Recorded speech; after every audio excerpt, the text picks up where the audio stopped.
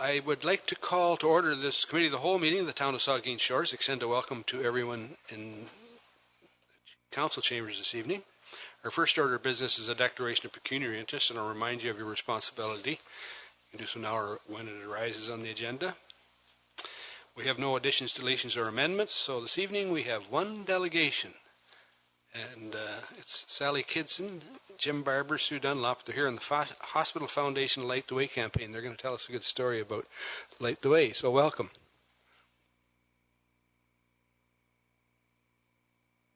You're in a different uniform than you were yesterday, Jim.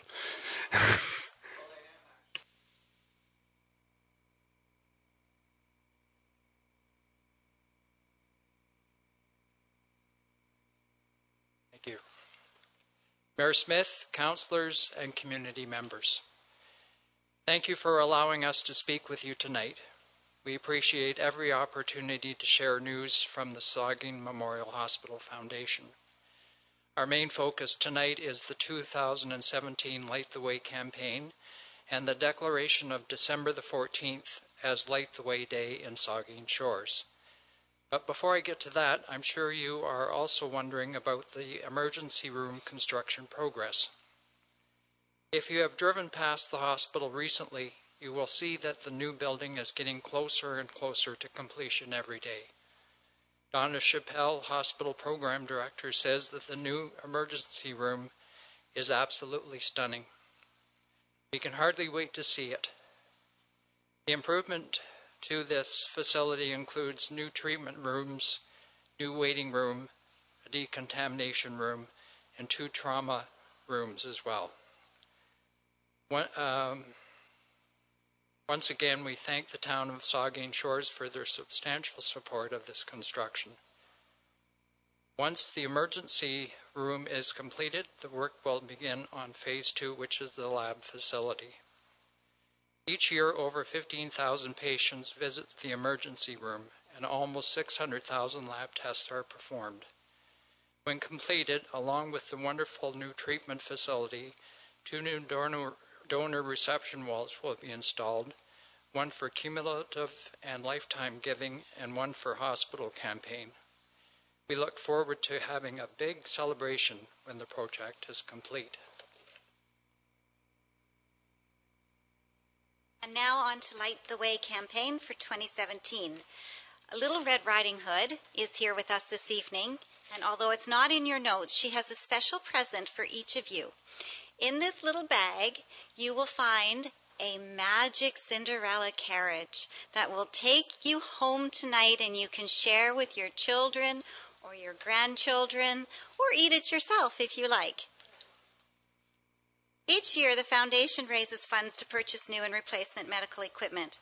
This year, the theme of the Light the Way campaign is Living Happily Ever After. The campaign kicked off yesterday at the Fairy Tale Ball fundraiser held at Lakeshore Recreation Center. Of course, we realize that a visit to the hospital is not a fairy tale, but in fact, the great treatment and care given at our hospital does provide the opportunity for many patients to go home and live happily ever after. 2 patients have shared their stories with us in our Light the Way letter. One of them was Andy Bingham, and Andy was treasurer on our board for almost 9 years. One night, Andy was having great difficulty breathing and was taken to the hospital. With great care and patience, the staff stabilized Andy and actually used equipment that Andy had helped fundraise for to save his life. The second story is one from Eleanor Mowbray, which you may have heard. Eleanor is the wife of our honorary chair this year, Mike Mowbray. Mike couldn't be here tonight. Eleanor badly broke her leg in a fall last year right out by the post office here on some icy roads. And she was taken to the hospital where the staff not only repaired her leg, but also saved her favorite pair of jeans. And that's just the way our hospital cares for our people. They don't just care for the symptoms, they actually care for the person in front of them.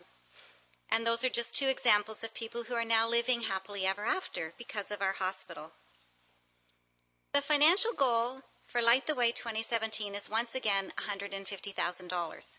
A big part of this amount is one particular piece of equipment for our laboratory, a clinical chemistry analyzer, which costs $100,000. In case you are wondering exactly what a clinical chemical analyzer does, I quote, "Clinical chemistry analyzers use measurement technologies including photometric and colorimetric testing, ion-selective potentiometry, and latex agglutination to analyze samples such as blood, serum, plasma, and urine." I'm glad I didn't have a glass of wine at dinner. As mentioned before, with almost 600,000 lab tests being performed each year in the Southampton lab, the new equipment will ensure that tests are performed accurately and quickly. We are fortunate that 98 The Beach has once again agreed to help us celebrate a special Light the Way Day on Thursday, December 14th with a radiothon. Last year, the Light the Way Day radiothon alone raised almost $70,000 of that $150,000 goal. Many of you individually participated in the radiothon, and we hope that you will do so again. And I'm sure you'll be waiting for someone to start the ball rolling with a challenge for even a larger donation this year. We respectfully request that December 14th be named Light the Way Day in Saugeen Shores. We have submitted a letter to Mayor and Council to name December 14th officially Light the Way Day and hope that Mayor Mike will come to the radio station on the morning of December 14th and declare it Light the Way Day. We also ask businesses to put Light the Way on their signs in support of this campaign, as well as to make donations on the radio on Light the Way Day. And we encourage every person in Saugeen Shores to participate and make a donation. I see we are now almost 14,000 strong, so if everyone gave $20, we would blow our $150,000 goal out of the water. And trust me, with a new MRI, as well as other much-needed equipment on the horizon in the coming years, every dollar is needed. The radiothon will run from 6 a.m. to 6 p.m. and feature stories from hospital workers, patients, donors, as well as donations from companies, individuals, and challenges to others. Everyone is welcome to call in, share their story, and make a donation. Mike Bruff, Brian Longmire, Craig Power, Robin Woods, John Davinsky, and Michaela Lemon from the station are working hard to ensure the day is a huge success. And we especially thank Ross Kentner from Bayshore Broadcasting for supporting us in this way. Once again, we will also be joining with 98 The Beach in both Santa Claus parades, focusing on our Happily Ever After theme. You may even see the Snow Queen and Red Riding Hood in the parades. It is our hope that by engaging a more family demographic in the promotion of Light the Way, along with the 3,000 letters that go out that are being sent out to families in Saugeen Shores and the surrounding area, we will meet our goal and be able to purchase the chemical analyzer and other much-needed equipment.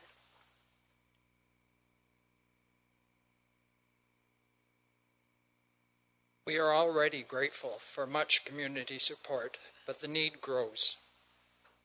The equipment becomes outdated quickly, the community is growing, the patient volume is growing, and so we ask that everyone in the community consider making a donation to Light the Way this year. Donation forms can be found online at lightthewaycampaign.ca. It's so easy to give. We look forward to your continued support as a council and to the community's support as we strive to meet the financial challenges ahead in supporting the needs of Saugeen Shores patients. Thank you very much. Well, thank you, Jim, and thank you, Sally and Sue, and Sarah. And Sarah also. Did you want to speak again? No. Okay. I just if there's any questions. Sure. Any questions? If not, we had a kickoff event yesterday. It looked like, I didn't stay for it all, but it looked like a lot of fun. There was a lot of people dressed up and a lot of kids had a lot of fun there. But, I got the opportunity to say a few things, and I say this every time I get an opportunity about our hospitals, and it's really the people that are at the front line of our hospitals, the people that are volunteers in our foundations that make the healthcare system in Ontario successful. And we want to thank each and every one of you for the work that you do for the hospital and the foundation. And so I'll see you on the 14th, and hopefully we can get some challenges around the table here on the 14th. Thank you. Thank you. Thank you very much.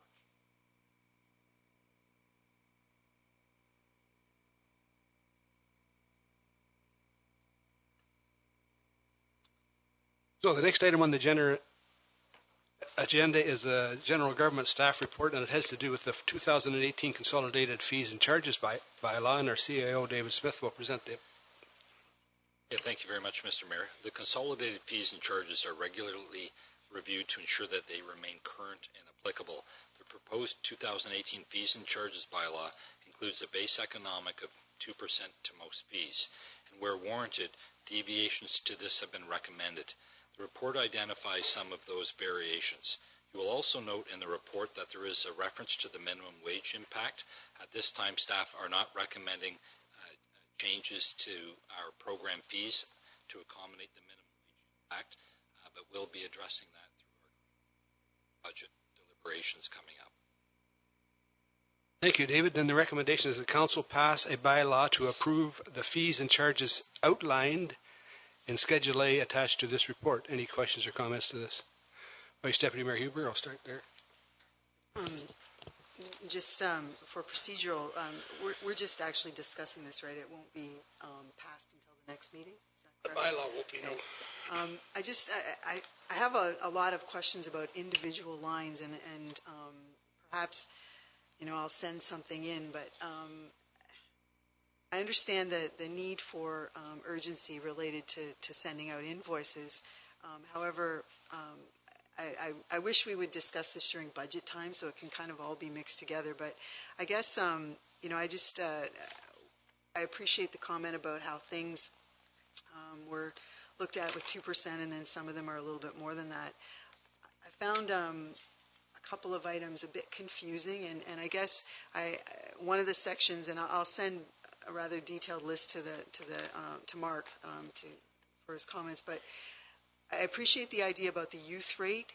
I did find it confusing in that section, though, because I know you were trying to stroke some things out and add some things in, but I think there might be a couple of typos or errors there. So I would just encourage that you just take a good look at that section with the youth rate, because it would appear that, in one case, there isn't even youth rate mentioned, but the line's there. So just I found that a little confusing. I also wanted to ask about the trailer camp. I appreciate that there's a 5% increase there, which reflects a very important need that we have to realize some revenue. We run it as a business. We should have a certain percentage profit. I am curious to know, though, at our last budget meetings last year, we talked about this increase in electricity that we were expecting, and I'm not entirely confident that 5% is sort of capturing what the extra electricity charges are. And so in the absence of just sort of seeing some reflection, because we did talk about how, we were going to be watching that over the year to make sure that was reflected there. I had a number of other questions, but I guess two that I'll just ask about. On the minor variance situation, there seems to be a minor variance charge for a sign minor variance of $312.12, but a regular minor variance charge is only $132.78. I was just curious why there was a difference. I'm pretty sure, with looking at the people sitting here today, their staff, perhaps maybe Linda, could you answer that one? I can certainly try through you, Mr. Mayor. The minor variance that's processed through the County of Bruce has an additional fee payable to the County of Bruce. That $125, or the amount the lower amount, is only the portion that's paid to the town of Saugeen Shores. With respect to a minor variance for a sign, it's processed entirely through the town of Saugeen Shores. Well, I will send the list, because some of them were just perhaps little typos.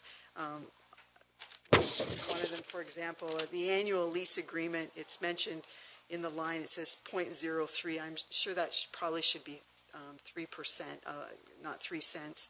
And there was another one about sponsorships that it was probably just a typo. So, and the other question that I had perhaps for Jane, we did a couple of years ago make some adjustments in the way that trailers in the trailer camps were being sold, and there was an assumption that when a trailer was sold on sort of a premium site that the new owner got access to the site. So we implemented some little fee charge in there, which was a percentage of whatever. I don't think we've done the same thing with the harbor, because I couldn't detect any sort of similarity there. There was just a $25 charge if somebody was selling a boat and they posted it on the town website. I guess I had thought that by now we might have caught up with both of them, because with waiting lists and with just opportunities for people to move around, within the harbor or the trailer camp. It just would seem to me if somebody's not there anymore, that their site should just be available to any number of people and not just be assumed to go with the sale. So you've nodded your head, so we haven't put them both in sync. So you've answered my question. Thank you. Deputy Mayor Charbonneau. Thank you, Mr. Mayor. I just wanted to make a comment about the police lines. It's important for council to be aware that the police board has not finalized its 2018 budget as of yet. It will be meeting to finally discuss that on the 20th. My personal view, though not the view of the board, is that the police numbers should increase at the same rate as the rest of the municipality at the 2%, which is something that I'm going to be raising at the board. I can't say what the board will do with that, but I guess what I'm stressing to you is that those numbers may change. They have not been finally approved by the board for 2018. Thank you, Mr. Mayor. Councillor Grace. Thank you, Mr. Mayor. Well, I have a couple of questions, but I would like to say something about the tourist camp budget. The fees are asking again for a 5% increase. So I did ask the Director of Community Services some questions. Our profit for current year to date for the tourist camp this year is $764,624. That's our profit. In 2016, it was $560,288. I would like to actually see only a 2% inflationary increase there. I looked at our budget of what we spend on capital investment. So according to our 2017 budget, our only capital investment in the tourist camps was $50,000 to replace 3 roofs in Southampton. And I asked about that, and Director of Community Services Jane did reply that work has been completed for the washrooms, with the exception of a major washroom build. I guess what I'm saying is Jane also sent information comparing what our rates are compared to other campgrounds, private campgrounds. Almost all our amounts are more than private campgrounds. Yes, we have close proximity to the beaches, but we don't have playgrounds, we don't have pools, we don't provide Wi-Fi except at an office, and sometimes that office is not available. Our tourist residents provide a lot of economic input into our communities in the summertime. They buy food, they use entertainment, they buy things at our hardware stores, etc. And I do not see the justification given in the report saying that the justification was that we needed to build in a reasonable profit margin. Over $750,000 profit, I'm not sure how much more profit we need to make from the tourist camp. And over the last couple of years, it's been, I think in 2015, it was over 600,000, 2016, it was over 500,000. So I would like us to just stay at the inflationary rate. Projecting over a 4-year period, according to our budget last year, we're projecting only $185,000 in capital expenditures up to 2021 for our tourist camps. So unless we're prepared to put some more capital investments into those tourist camps, I would not support a 5% raise in that.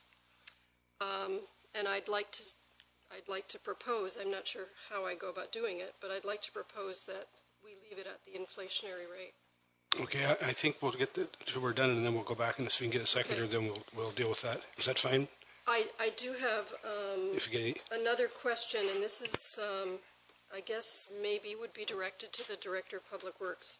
I noticed that the water and sewer rates, we're looking at increasing those again 5 and 6% respectively, I believe. And I think that was the same as last year. So I just wondered, is that, why is that, this is a fairly significant increase. Why is that anticipated to be the pattern for the next 5 to 10 years? Oh, through you, Mr. Mayor, that is what was recommended in the water financial plan. We needed to be able to put money back into the reserves and to get the reserve to the point that BM Ross thought we needed to be at. When the financial plan gets redone, that's where we'll be.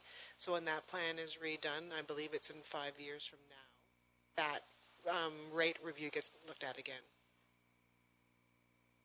Just one more question, and that's also for the Director of Public Works about the anticipated 28% increase in the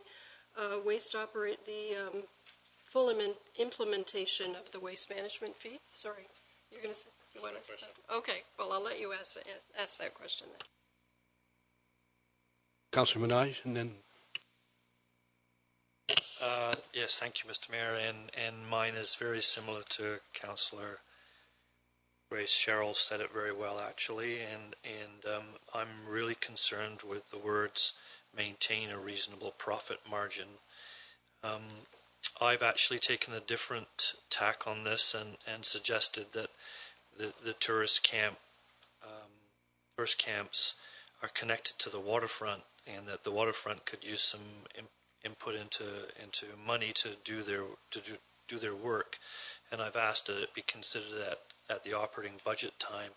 So, as it sits right now, I would say I would vote no for this if it came to that, because I don't support an open-ended 5% increase.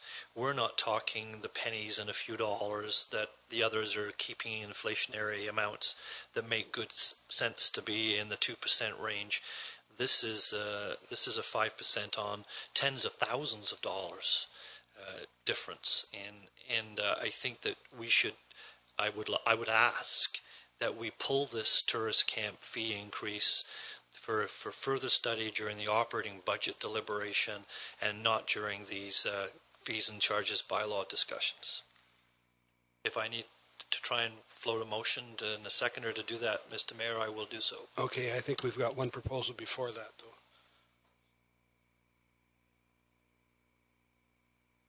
though. Do you want to speak to it now?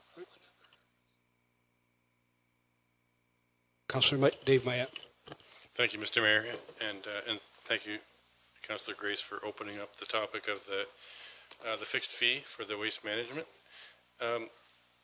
I can understand the 28% slightly, because I know it's an implementation scale that we've been ramping up to, and in as much as it doesn't make people happy about it, I do understand why it's getting there. My issue with it, and I've said this before and I'll say it again, is that this is not a fairly implemented across the board rate, in that many of the landowners in the rural part of our community own multiple properties. Some of them don't generate any significant waste because they don't have any houses on them. There's vacant land that is used for agricultural purposes. So there are people who are paying this to be $55.06 on each tax roll for sometimes 10, 12, up to 20 properties. And I would strongly speak against that this is a fair way to go. I can understand each household, and somebody who owns a rental property, certainly that generates business for the landfill site. Now, a compromise that I would suggest might be applicable is that a lot of these properties that are in the country are taxed at a mill rate, which is commensurate with the fact that they are agricultural generating a property. And I would suggest that a fairer way to implement this would be to prorate this $55 across the board rate to be in line with the mill rate that they pay on taxes for those properties, so that the property that they live on, where their house is, would be charged at the same rate. But the vacant land, or the land they use for agricultural purposes only, this would be prorated to around 25%, what the mill rate is at.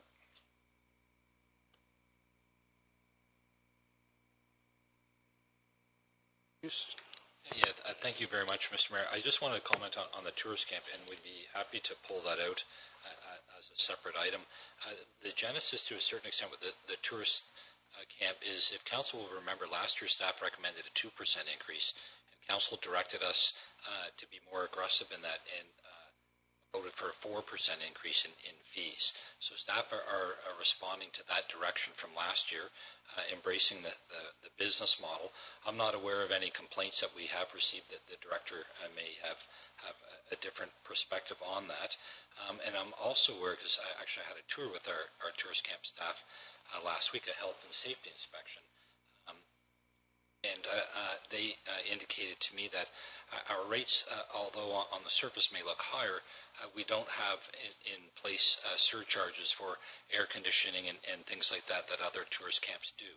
I can't speak holistically whether that balances out anything else, but I do know that generally our budget for utilities, so hydro, we're anticipating a 9% increase.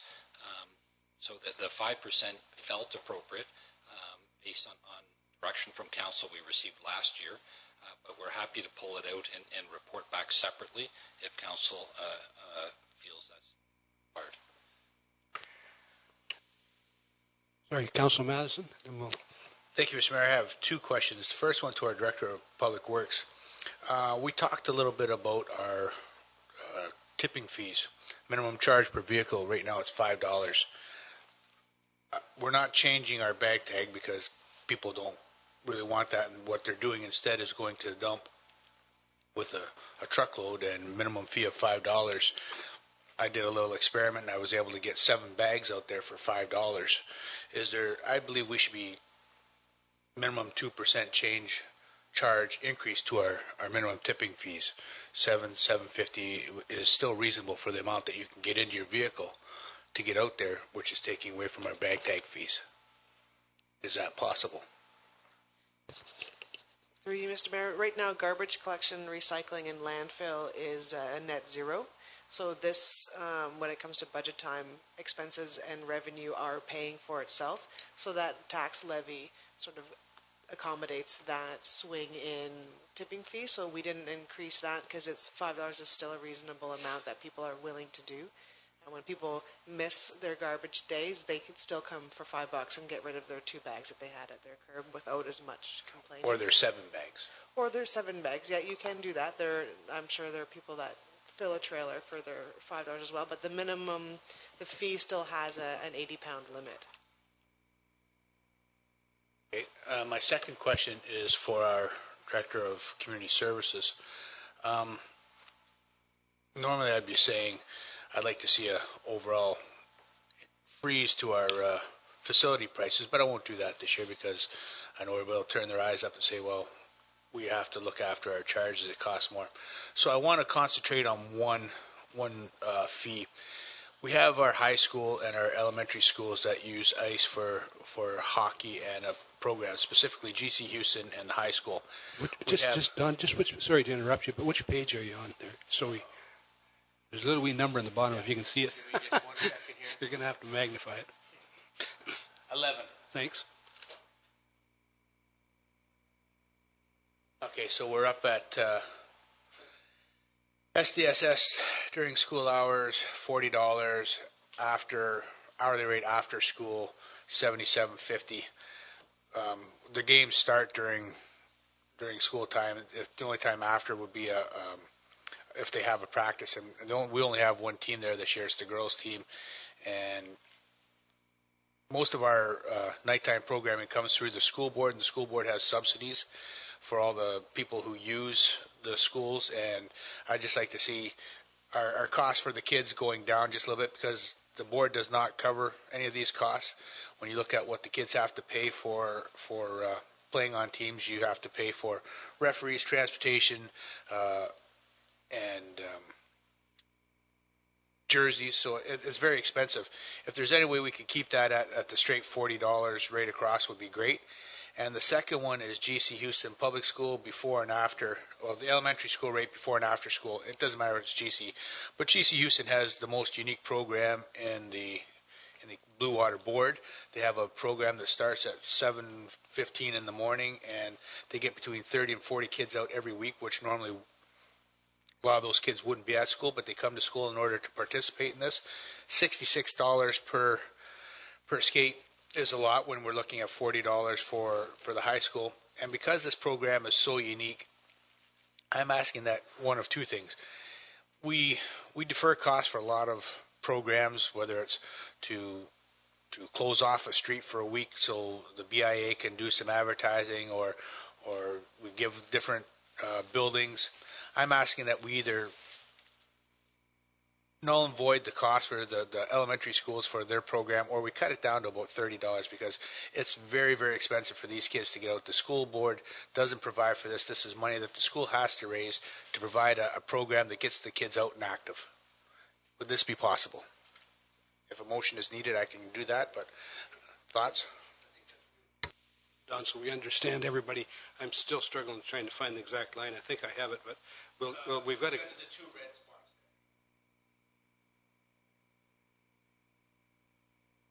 Yes. So it's that one elementary line that says $66. $66. You can just have it at one rate.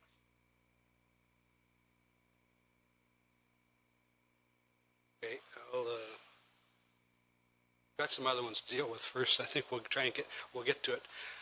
Okay, so I guess we have Vice Deputy Mayor Hubert. I appreciated David's comment about the CAO's comment about bringing out perhaps the trailer park stuff. I think it would be very important to get a historical perspective on that revenue stream.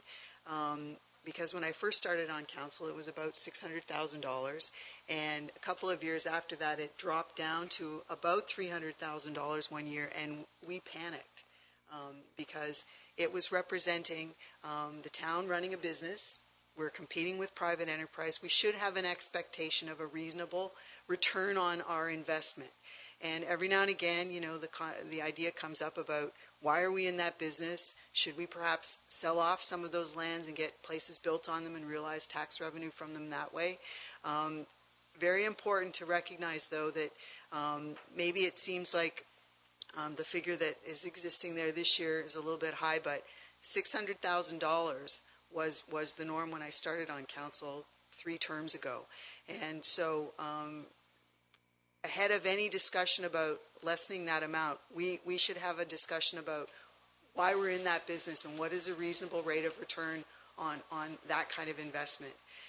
The other comment that I had about waste management, I would like to see that category come out too, to get some additional information. The comment about the 28% increase in the fixed charge, if we go back historically, and I think it was the term before this term when we put that in place, it would be good to revisit that discussion about why we decided to do that. And I think it's been muddled a little bit along the way, but I believe when we started that discussion, it had to do with the fact that having a landfill with the capacity like we have in Saugeen Shores, and the future length or life of that landfill was beneficial to each and every single taxpayer in this town. So that's why it was felt that there was some place in the mix for a charge per property, whether or not they threw a bag out, because it was helpful to the whole community to have this healthy landfill and this capacity that had a rather long life term. My understanding, based on going back all those years, was that this fixed fee, the vast majority of that money that was coming in was going to end up in some sort of landfill reserve. I know that things have been muddled over the last couple of years, but it was related to ensuring that we had capacity going forward into the future. And I guess, I think it would be helpful to just get a little bit of background to see, why we did that in the first place, and how it's kind of worked out and where the dollars have ended up. I would like to see the waste management category pulled out, because I'm not convinced that the bag tag revenue is covering the cost of the contract, and I appreciate that the Director of Public Works talked about it was a break-even or a zero kind of impact from those 3 areas. I'd like to see them all put together so we can just see where we're at, because I still see lots of half bag tags on garbage bags. I see bag tags on garbage cans. I see a garbage can with a bag on top with one tag on the bag on top, not the bag inside. And I'm not sure that we're realizing the revenue from bag tags that we thought we were going to when we did the contract, because they should be fairly close to break even, and I would just like to see that. So I would respectfully ask that we get a little more information in that category too, before we make a decision. Thank you. Okay, so I think the idea around the tourist camps, there's one suggestion that we reduce it to 2% and one suggestion that we remove it, and for further information from staff. It's an option. So, Councilor Grace. Okay, so then, just hang it. Okay, Deputy Mayor Charbonneau. Thank you, Mr. Mayor. A couple of years ago, staff presented this document as a portion of each item in the budget. Presented it with in each subcategory. Along with that came the fees and charges for that category. Do you recall that? It was an approach I quite liked, frankly. I understand why you're delivering it here now. You want to get these approved, but the operating budget's in 2 weeks, right? Less than that next week. So rather than go through all these, like, I don't have enough information right now to cut the tourist camp fee, or I don't even know what the budget is. They have a budget. They've built the budget around these numbers. We go cut the fees. We're hacking the knees off the budget that we haven't even seen. So I think I like the idea. I really liked that approach before. I guess I'd ask the CIO, would that approach be very detrimental to our ability to move forward? If it is, then I'll back off it. But if it's possible to do with the operating budget and still have a reasonable approach going forward in terms of getting the bills out, I mean, I'd like to see us do it that way. Through you, Mr. Mayor, we wouldn't be able to redo our documents. In fact, we're planning on releasing them tomorrow to members of council. We could certainly, 99% of this is straightforward. I think there's a couple of areas that I've heard there's some concerns on. And that's part of why we floated it out early, so that we can focus our efforts around budget day. So if there are specific areas, and we've heard a few that need more review, then certainly we can do that. And council, during budget, if there's anything specific, I guess you could keep this document beside you, and if there's anything specific, we could raise it at that time. That would be my recommendation.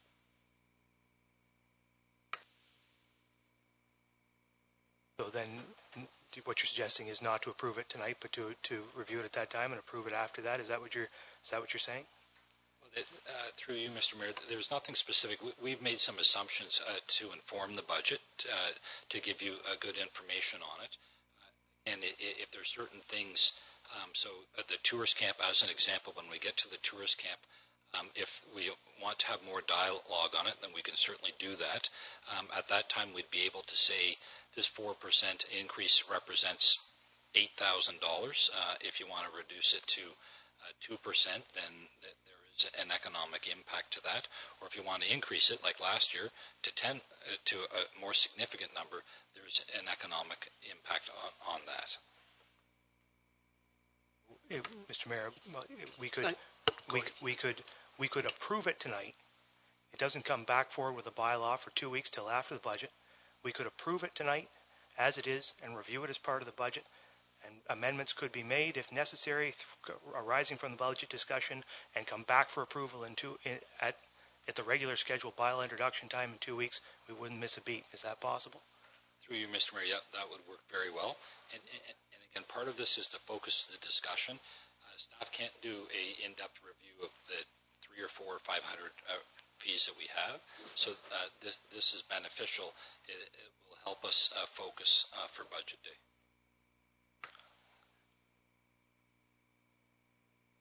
I would suggest, Mr. Mayor, can I ask for an up or down vote on the resolution?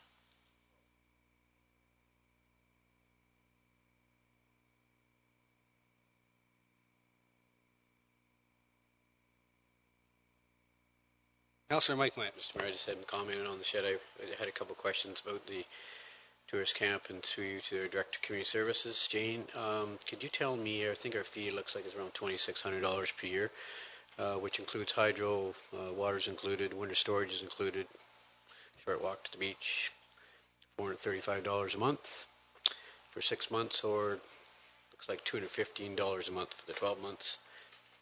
Could you tell me, Jane, other comparables? You said you'd issued some information. Have you got any numbers on like Camp Canaris, Sauble Beach, some of those other areas, what some of the camp rates are? Yeah, I have comparables for campgrounds in Saugeen Shores. Just give me.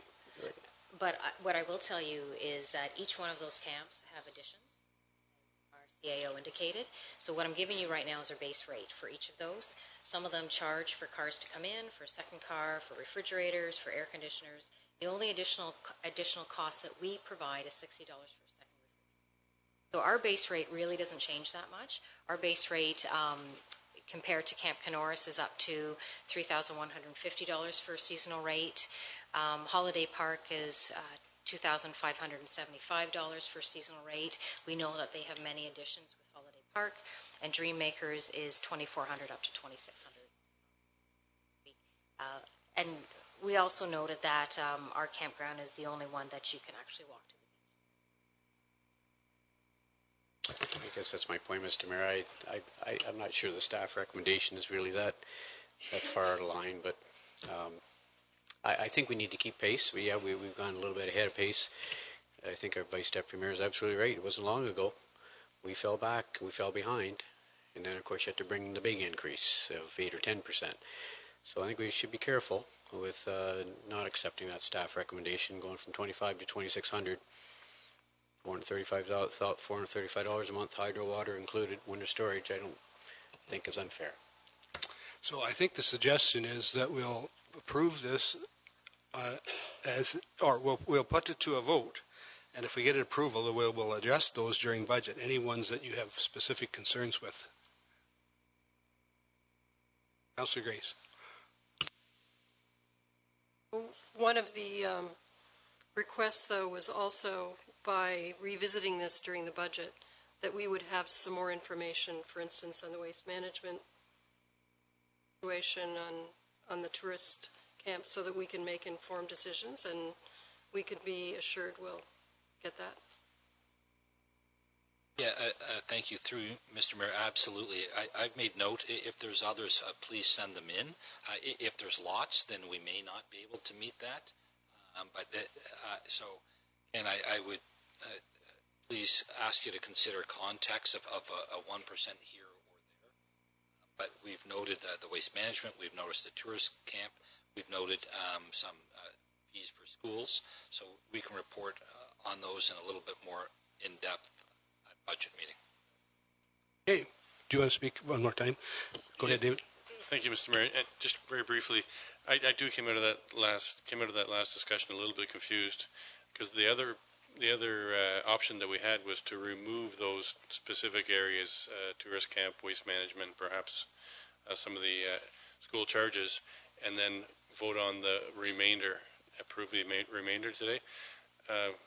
What I'm hearing is, though, that there are assurances that we'll have an opportunity to revisit those, just to make myself clear. Yes, we will. And in any case, you would at the bylaw stage. Okay. At least you're going to have at least one more and perhaps two more times to address it. So I think that's probably a path forward for us. So then I'll read the recommendation. As council pass a bylaw to approve the fees and charges outlined in Schedule A attached to this report. All in favor? Opposed? That's carried.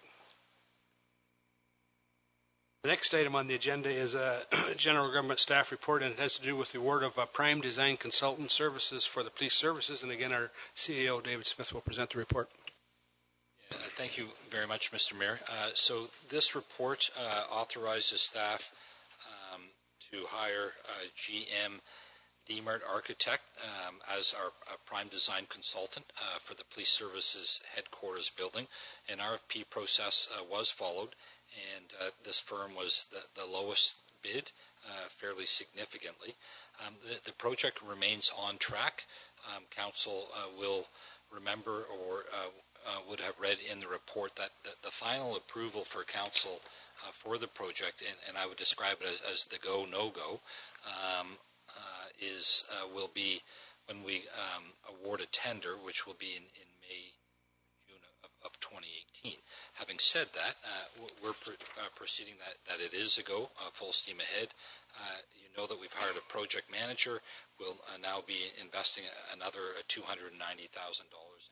But there will be a final opportunity for council to review the absolute final costs next May or June, and the anticipation is that the build would start shortly after that, and the building should be ready for occupancy sometime in fall 2019.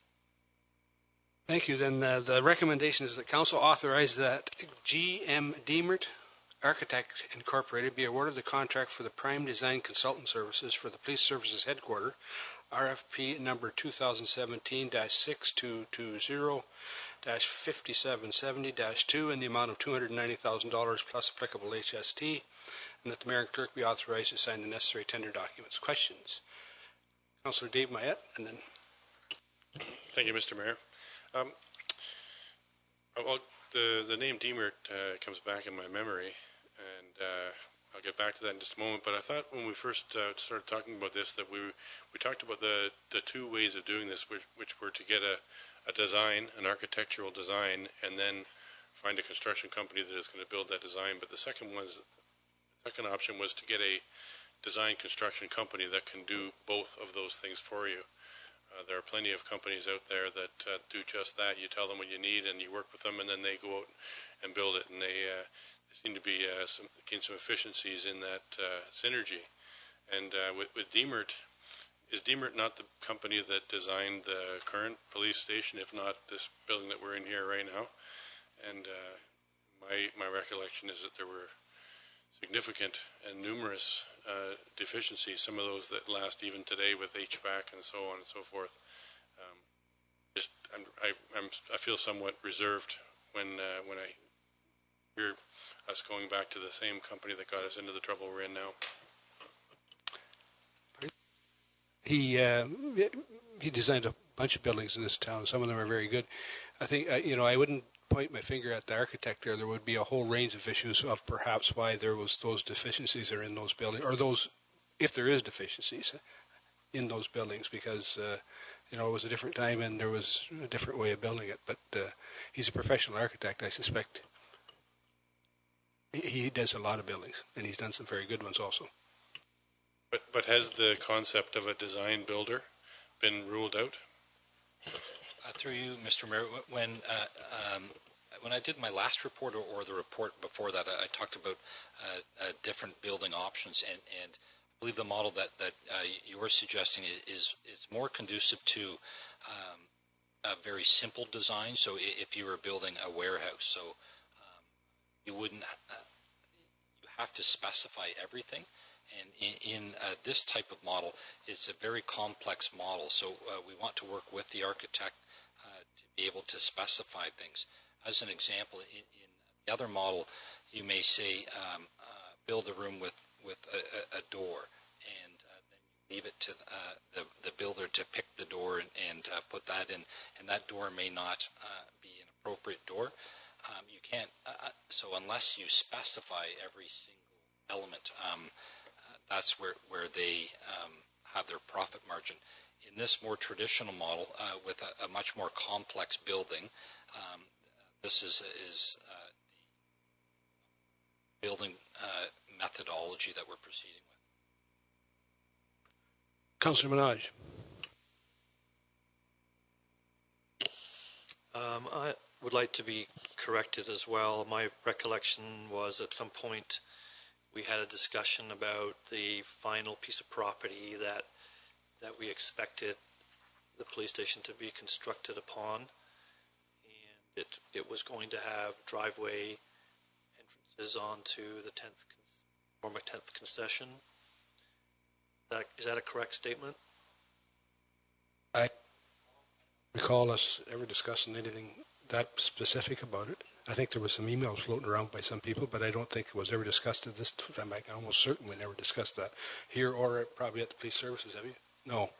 Okay, so just so I'm sure I understand, because part of me bringing this up was I wanted a final chance to ask for consideration for Wellington Street to be taken straight and onto the 10th concession, as opposed to how Wellington Street now curves around and exits onto the 10th. Because all of the people in the community, on that side of the community that go to the landfill site or use the Dollside Road as a back route in the wintertime to get over to the hospital or to Southampton, they would then be driving in front of the police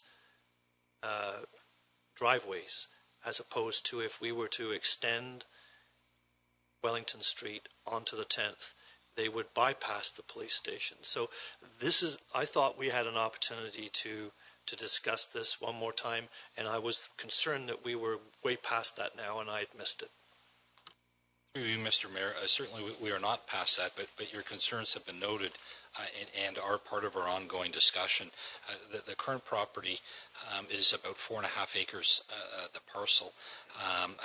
In our very preliminary discussions, we're looking at the very west side of the property, and we'll need about a 2-acre piece of that property. So that leaves the east side of the overall property available for any future change. That wouldn't preclude what you're recommending or what you're suggesting. Again, very preliminary discussion, because we work with all sorts of experts. In fact, we're getting into the building project more. But the emergency exit and entrance, very preliminary, would be on the 10th concession, and the public entrance would be on one of the other sides. Councillor Mike Myatt. Thank you, Mr. Mayor. We attended a meeting of taking a look at a new police building back last summer. It was around $5.5 million. We've gone to 6.8. And I'm just wondering, the plus minus 25%, maybe through you, Mr. Mayor, CAO. So what we're saying, David, is that plus minus 25%, that potentially, it could go from 6.5, add 1.75 onto that if we go to the outside number, correct? So we could go to 7 to, potentially 8.5, 8 and 3/4, 8, I would say, so 8 and 8 3/4. So is that correct? Through you, Mr. Mayor, yep, that's been a consistent message we've reported in every report. The early estimates are a grade that is plus or minus 25%.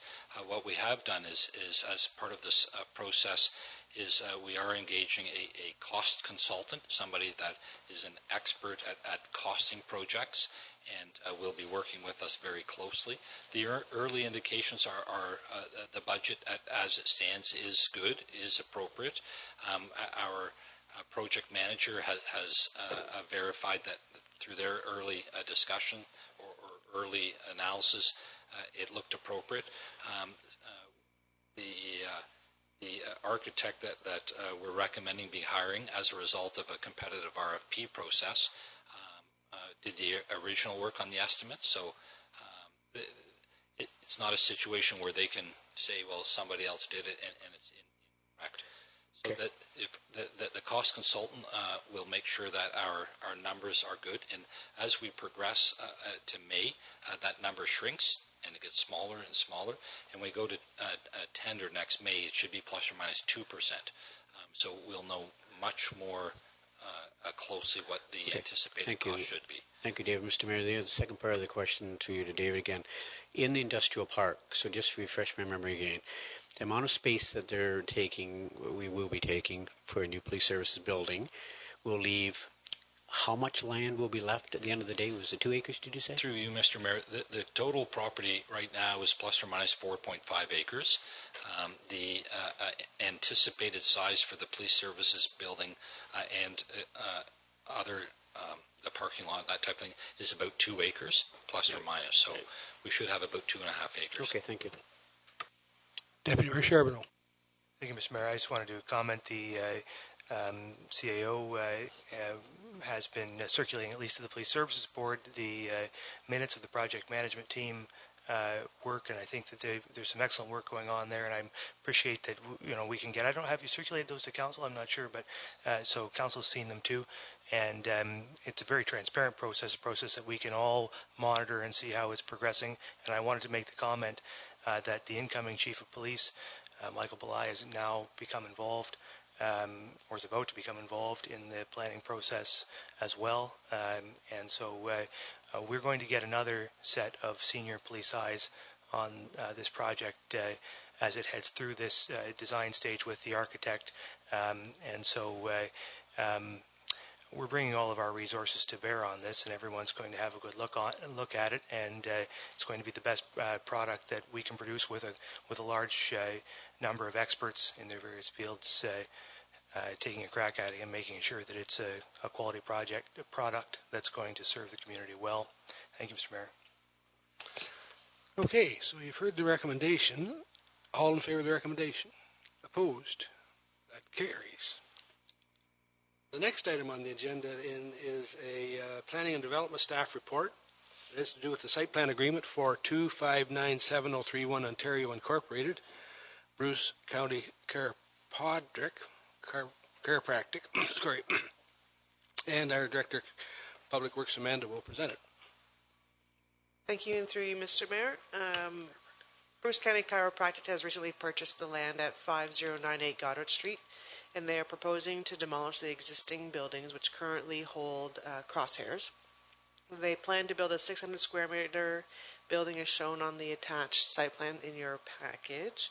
The site plan includes sufficient parking. It includes enhanced landscape, enclosed garbage facilities, as well as enhanced stormwater management features to the satisfaction of both planning and engineering.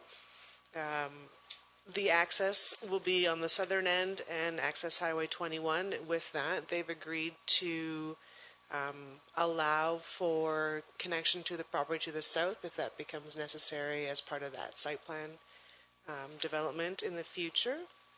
And with that, we would like to recommend that the town proceed with completing the site plan agreement once the developers deposited the securities associated with the agreement and execute the agreement. Thank you, Amanda. Then the recommendation is that a bylaw be passed to authorize a site plan agreement with 2597031 Ontario Incorporated. Council, did you want to say something, Mike? Councillor Mike Matt? Councillor Don Mattis. First, thank you, Mr. Mayor. I just, I know one of the partners with this business is here this evening, Mr. Matt Barfoot, and there's two things in the report I just wanted to thank the developer. I think it's wonderful. There's three great things. Number one, it's really going to help spruce up that south end of Port Elgin as our gateway into the community. It's going to make things look a whole lot nicer.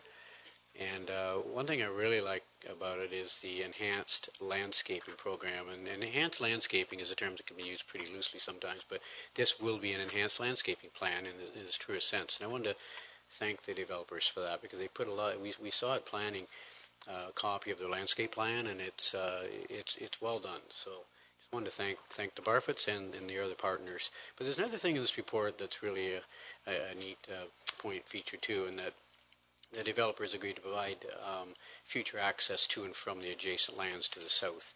That's not something they had to do, but they did it. And I think from a planning perspective, to limit the number of access points onto Highway 21, MTO likes it, we like it, Connecting Link, it's good. I think the fewer the access points, the better. And I think eventually maybe they can go behind that business to the south and exit safely out at the lights. So I just wanted to thank the owners, the partners in this plan for that enhanced landscaping, cleaning up that south end, and also providing the full access to and from the property. So thank you for that. I really appreciate what they're doing. Thank you. Councillor Madison. I guess I should have went first because he said pretty much everything I was going to say. This is a very good opportunity. We're building the south end. It's filling in. I don't believe there's many spots left. We have growth across the street. So I just look forward to more development out there. And as Councillor Myatt said, we've got very good ideas for access onto and off of Highway 21. So I look forward to this development. Thank you. Okay, then you've heard the recommendation. All in favor of the recommendation? Opposed, if any? That's carried. So the next item on the agenda is a Community Services, Parks and Recreation Staff Report, and it has to do with Bicycle-Friendly Community Summary Report and some recommendations. And there's a presentation by Justin, I believe, but Lisa Billings, our Recreation Supervisor, will present the report. Go ahead, Lisa. Thank you, and through you, Mr. Mayor, I would like to welcome Justin to the Chambers this evening to bring forward the report that he put together following our bicycle-friendly community workshop that took place earlier this year. I've been working closely with Justin as well as community stakeholders and those that were involved in the workshop to bring this to the community, and I'm very pleased with the work that Justin has put forward and the important kind of actionable work plan that he has outlined and where Saugeen Shores could move in terms of becoming a bicycle-friendly community over the next 5 years.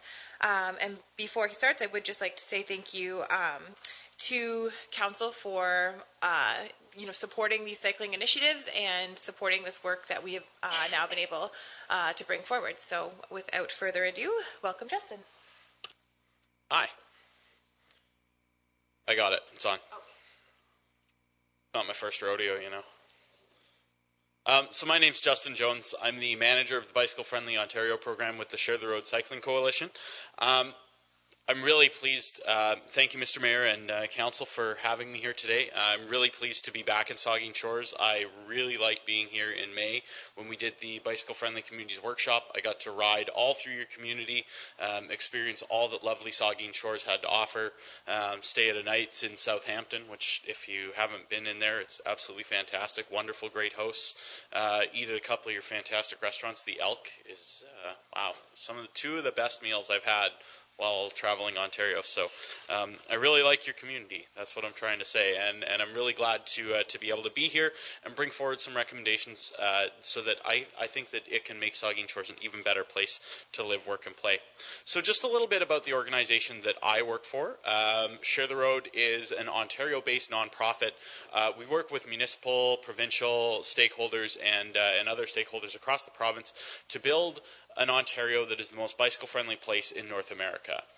We contribute to making Ontario bicycle-friendly by advocacy, working at Queen's Park, working with our partners in the municipal government, building capacity, giving people the tools that they need to make their communities more bike-friendly, and changing the conversation. And this is really important. I think a lot of the time, we've really moved past the war on the car rhetoric, I think, that was so pervasive in Ontario politics a few years ago, and now we're starting to recognize the value of building walkable, bikeable, livable, friendly communities. So just really quickly to give you guys a rundown of some of the things that have been accomplished on the cycling file, thanks to Share the Road's leadership in the last few years. Advocacy, the legislation, passing changes to the Ontario's Highway Traffic Act, including the 1 meter safe passing law, careless driving causing death. That's a new piece that's been tabled as a minister's bill for the Minister of Transportation, which will increase fines for careless driving causing death. And $250 million in new infrastructure investment for cycling infrastructure through Ontario's cap and trade funding program. Now, I understand that Saugeen Shores has applied for some of that, and we hope to see that money start flowing very, very soon. So hopefully we'll see some infrastructure dollars flowing into Saugeen Shores as a result of that advocacy as well. The building capacity, and that's kind of the core of what we're going to talk about here today, the Bicycle Friendly Communities program and our workshops, and I'll kind of run down a little bit more about that. You'll hear me talk about the Bike Friendly Communities program lots, so I'm not going to linger too long on it now. And our Ontario Bike Summit, which happens every year in Toronto. We bring together stakeholders from all over the province to talk bikes, basically. It's where big announcements are made. It's where new workbooks are discussed. It's where new capacity is built, and then changing the conversation. Public awareness campaigns we recently did. This one is from our one that we did back in 2009. It was an award-winning campaign that we ran with the CAA. It was called "It Moves Us All." It really focused on changing that divisive rhetoric around who's a driver, who's a cyclist, and focusing on the fact that those are just one of the many, many hats that we wear every day, and that it's often one of the least important ones. You know, the most important is father, husband, those kinds of things. And then, of course, cycling and driving education, making people more aware of their rights and responsibilities on the road. Just to give you guys a really, really quick rundown of some of the numbers around cycling in Ontario. Every day, over 600,000 Ontarians take to their bikes. And every week, 3.8 million Ontarians hop on their bikes. And the really impressive thing about these numbers is that they only represent a small element of the potential of cyclists in this province. So when we ask Ontario residents how often they're riding their bike and how much they'd like to ride their bike, we find that 32% of them are riding at least monthly, but that 54% of Ontario residents want to ride more often. And so that's really, really important when you're going out in your community, because the number one reason why people aren't getting on their bikes is lack of safe infrastructure. They don't feel safe riding their bikes out on the streets.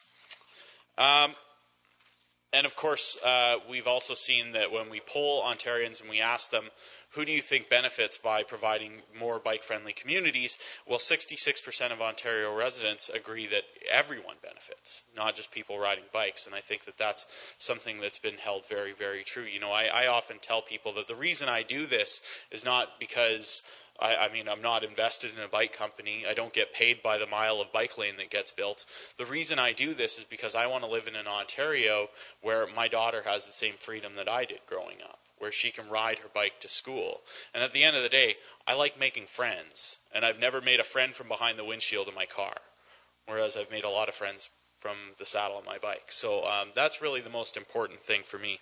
And I think the most important thing to your communities as well. Just really, really quickly, the Bicycle Friendly Communities program has been running since 2010. So we are heading into our 8th year, and we've seen dramatic improvement in the number of bicycle-friendly communities. We now have 39 bike-friendly communities, and I can tell you that Saugeen Shores did submit a bicycle-friendly communities application. I've reviewed it. It's really good. So I'm hoping that I'll be back here in the new year, early in the new year, to make a presentation to you guys about that. We'll see what the judges have to say. If it has anything to do with my vote, then I'd say you guys get it. But I'm only one of 9, so we'll see how it goes. So, you know, we've seen the development of the Bike Friendly Communities program from the usual suspects, so your folks like Toronto, Ottawa, Hamilton, Burlington, your kind of greater Toronto, Hamilton area municipalities. That's really where it started, but really in the last 3 years, the program has exploded in smaller municipalities as more communities have recognized the value of bringing active transportation to their communities. So we've seen northern communities, smaller communities. Our smallest municipality is in Grey County. The town of the Blue Mountains, population 6,544, is a bicycle-friendly community at the silver level. And our furthest north is Thunder Bay. I love the Temiskaming Shores one. It's kind of way off in the middle of nowhere. I love putting this map together because it makes you realize just how absolutely gigantic Ontario is. We had to do an inset for Thunder Bay over there, as you can see. So all types of shapes and sizes for the municipalities that are investing in this kind of stuff. So just to run down really, really quickly what the Bicycle Friendly Communities program is all about, it's so much more than just lines on the road or trails on old rail beds, which you guys have in spades. You know, the physical infrastructure that promotes active transportation is very important. Making people feel safe when they're riding a bike is obviously paramount. If people have to contend with 4 lanes of fast-moving traffic, they're probably not going to get on their bike and ride. However, in a community like Saugeen Shores, where you guys have such fantastic infrastructure, the important thing and the thing that I want to focus on and the thing that I think the report in front of you focuses on is the soft side, the other 4 E's of the Bike Friendly Communities program. So engineering is your physical stuff, your rail trails, your bike lanes, your bike parking, the things you can see on a daily basis. And then from there we move on to what I kind of call the soft side of the Bike Friendly Community program. So education, which is how we get out there and teach people how to ride a bike safely and legally, teach people driving, how to interact with people on bikes, teach everyone what their rights and responsibilities are when they're out on the road.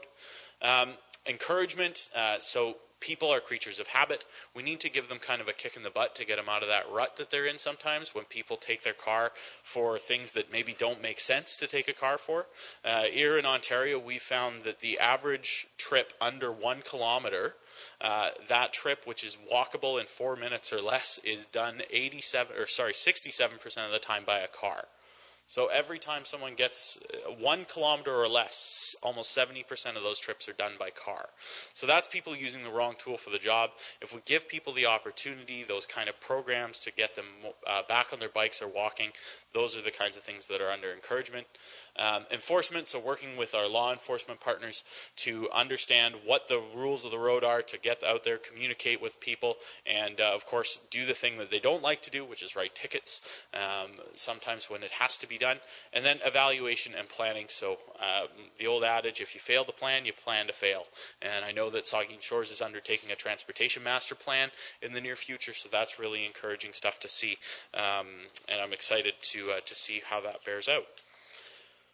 So just to go through what happened in May. So I came here in May 9th and 10th to orchestrate a workshop in Saugeen Shores. So we engaged local stakeholders and decision makers from all corners of the community. We had community members, we had members of the Saugeen Shores Police Service, we had your community services department there. We had all sorts of different stakeholders in attendance, and so we basically wanted to get a sense from them what the next steps were for Saugeen Shores. So I did an infrastructure tour. I had some great tour guides in Jerry and Brett. Yes, I was going to call him Martin, but that's his last name. So yeah, they took me around. We rode the entire town. It was absolutely wonderful, and we put together through the group that we had. You can see everyone there upstairs in the room at the Plex here. And what we did is we essentially put together a full list of everything that had happened in Saugeen Shores when it came to cycling. So we invited everyone that had any opportunity to touch cycling in the work that they do to say, here's what we've done. So that way we could identify a full map of everything that's happened, identify the gaps that already exist, and then talk about ways that we can fill them, connections that can be made, and ways that we can get people working together to leverage those programs forward and make them more powerful. So out of that, we then developed a 5-year action plan and then kind of further refined that down to a 2-year plan, all based around the 5 E's. So really, it was a one-day blitz of planning, and the result is what's sitting in front of you now. You kind of have the one-pager that gives you a good overview of some of the kind of top-line recommendations for moving forward. So to give you a quick rundown of the things that I really liked about Saugeen Shores, the assets that really make your community, when it comes to active transportation, they really make this place sing. Obviously, the off-road trails and the relatively low-volume roads. The rail trail network is something that should be celebrated just over and over and over again. The foresight that was displayed in keeping those lands set aside is just paying dividends time and time again. The extension of the Great Waterfront Trail through Saugeen Shores on the Lake Huron route up to the Georgian Bay is going to be a game changer for the trails network in Ontario. And when it comes to cycle tourism, that is going to be huge. The destinations and tourism amenities that are within close proximity to that trail and the route that's going to be followed by the Great Waterfront Trail are incredible. They're second to none. You guys have some of the best access to the waterfront when it comes to your community and the trail and the safe off-road cycling network. I've ridden most of the Great Waterfront Trail, and I can tell you that there's not a whole lot of towns where it's as easy to get off the trail and to the amenities as you have here in Saugeen Shores. That's something to be celebrated. Very, very strong community supports in place. The Rail Trail Association, your engaged town staff, a fantastic cycling community here in Saugeen Shores. That's something that you really do have to visit this town to get a feel for. You can't just ride through it and see the rail trail and be like, oh, wow, I'll bet they've got a really great cycling community here.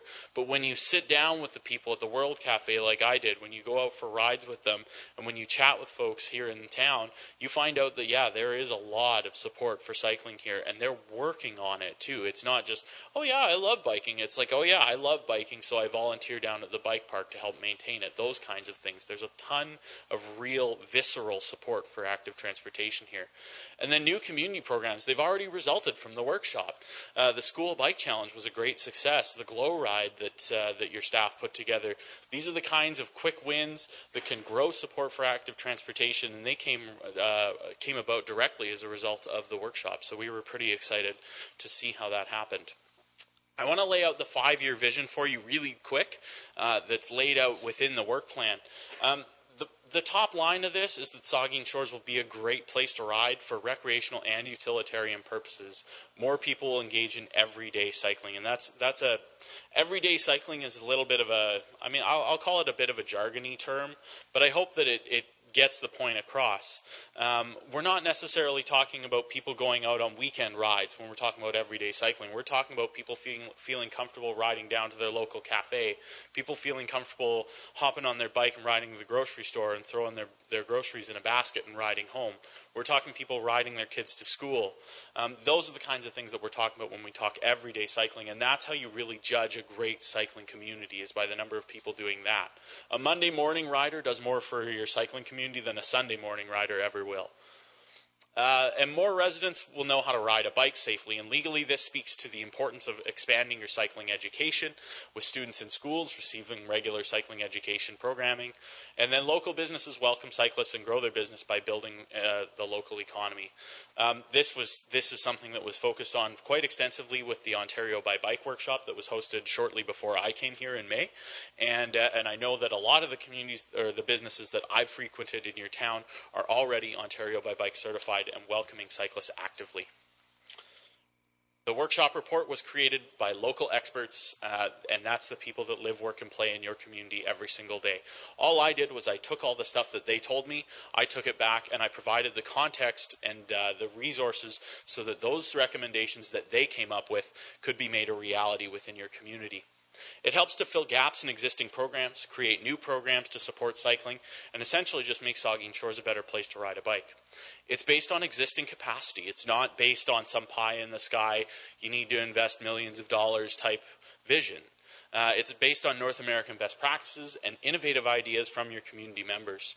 And so there are more than 40 recommendations in it, complete with implementation guidance and suggestions for who's responsible for taking it forward, because I'm sure, as you all know, if it's not on anyone's to-do list, it doesn't get done. So the next steps, and these are kind of the priorities as identified within your one-page report there.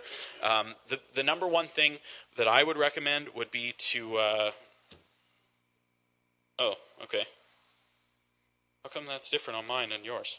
Weird. Oh, that's odd. Okay, I apparently have an old version printed.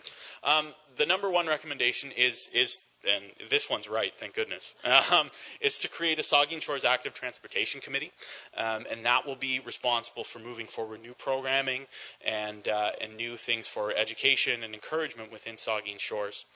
Number two is, as you develop your your transportation master plan, develop a neighborhood bike route strategy. Use some of your low-volume residential streets as your cycling thoroughfares to keep people off of major routes like Highway 21. And continue and expand Bike Month in Saugeen Shores. 2017 was Saugeen Shores' first Bike Month, and it kind of happened, it came together very quickly. It came together in under a month, and I think that with more time and more resources put towards it, it can be a stunning success here in Saugeen Shores. Why were there two of those? Oh, right. That's why there was, because I have 2 pages of recommendations. It's late. I don't know. I've been I'm not used to these 9. I've got a 2-year-old. I'm usually in bed by now. The other next steps are creating an active and safe routes to school working group. This really came out of the community's desire to see students getting to school actively and safely. You guys are very fortunate to have a lot of neighborhood schools still here in Saugeen Shores. You haven't kind of gone the route of the super schools in the middle of nowhere like a lot of communities. So there's no reason why more students can't be getting to school actively and safely. Creating a cycling-specific website for Saugeen Shores. This is an easy win for you guys to just create, through your corporate communication strategy, a new web portal on SaugeenShores.ca, SaugeenShores.ca/bike, and have all the information that anyone who lives in Saugeen Shores or who wants to visit Saugeen Shores and ride a bike, and we know that there's lots of people bringing their bikes to your town when they come visit, can find all the information they need. And then deliver public awareness campaigns about cycling in the community. The 1 meter safe passing law, the importance and the increased fines for not having lights on your bikes, and the importance, of course, of things like riding on the road and not on the sidewalk, and having youth wear helmets and those sorts of things. So just to wrap up, the demand for cycling in Ontario, it's there. I'm going to come back to this. 54% of Ontarians want to ride their bikes more. And so I'm just going to wrap with that and say that we should be building communities that meet the demands of all residents of all ages. I will open it up to questions if you need. Thank you, Justin and Lisa. There's a recommendation, and then we'll take some questions. The recommendation is that Council receives the 2017 Bicycle-Friendly Communities Summary Report and recommendations as presented by Justin Jones, manager of the Bicycle-Friendly Community Program from the Share the Road Cycling Coalition. Questions? Councillor Matheson. Thank you, Mr. Mayor. I don't know if Council remembers, but almost 2 years ago I mentioned how Saugeen Shores should work towards becoming a bike-friendly community. It started with that first Jessica Linthorne and the REACT Committee, and now it's gone through with the guidance of Lisa Billings. We're so close to realizing our dream. When I was a kid, we rode everywhere. I wouldn't let my kids ride on many of the roads today because there's just too much traffic. Justin, could you please put up the picture of the map that you had there, one of the first slides? You take a look at that map, what do you see? Nothing on the shoreline. We need to create roads that are safe. So imagine the 10th, the 25th, Dahl Side Road, South Street, Carlisle Street, Tatey Side Road. All these roads need to have paved shoulders. I've said it for the last 3 years. If you build it, they will come. If we get the designation, they will come. If we improve our roadways, people will come. And when they come, they'll spend money. All this benefits the municipality. This is that whole idea of sport tourism we've been talking about. It's a win-win situation for everybody. So I'm very happy with the work that Justin has done and what Lisa has brought forward to us tonight. And I look forward to implementing these strategies and making Saugeen Shores a bike-friendly community. But I also believe that we have to start to look at these roads that I just mentioned and start putting paved shoulders on them, finding some way to get some money through whatever grants that are available, get those paved shoulders on, make the people come here, expand our trails, make this the designation. As Councillor Minaj has always said, this is the place to be. Make it the hub. Councillor Mike Myatt. Well said, Councillor Matheson. And I remember that conversation from 2 years ago, Councillor Matheson, and you've stuck to your guns, and good for you, because we're getting closer to becoming a bike-friendly community. So kudos to you. Mr. Mayor, I just wondering through you to Justin. Justin, if you could answer for me, I just had a question about the $250 million.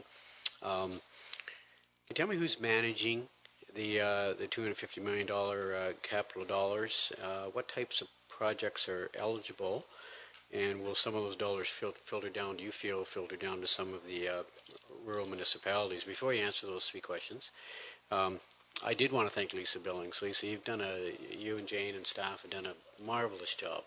I attended one of those meetings and just was at it, and very well attended, and lots of good feedback. And I just want to thank you, Lisa, for your great work. So, Justin, can you answer those three questions for me? Yeah. So the fund is managed by the Ministry of Environment and Climate Change and the Ministry of Transportation, kind of jointly. It's a strange one. It's a Ministry of Environment and Climate Change fund that the Minister of Transportation is delivering.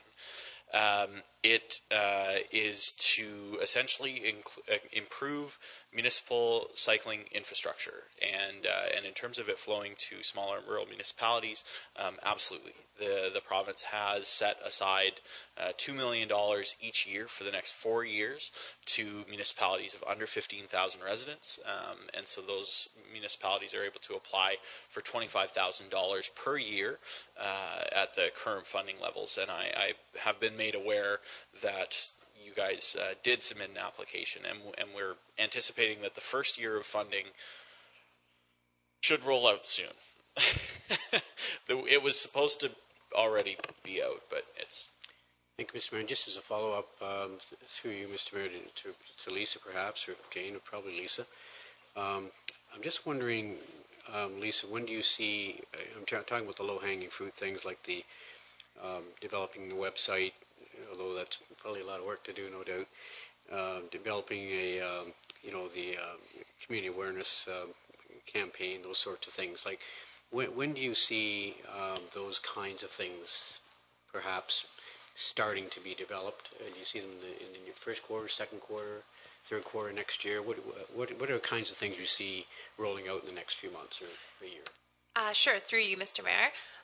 In terms of those types of things, particularly the educational awareness campaigns, that type of material, I anticipate working on developing what that might look like in a bit of a prioritized list in Q1 and then rolling out for Q2 and throughout the summer months.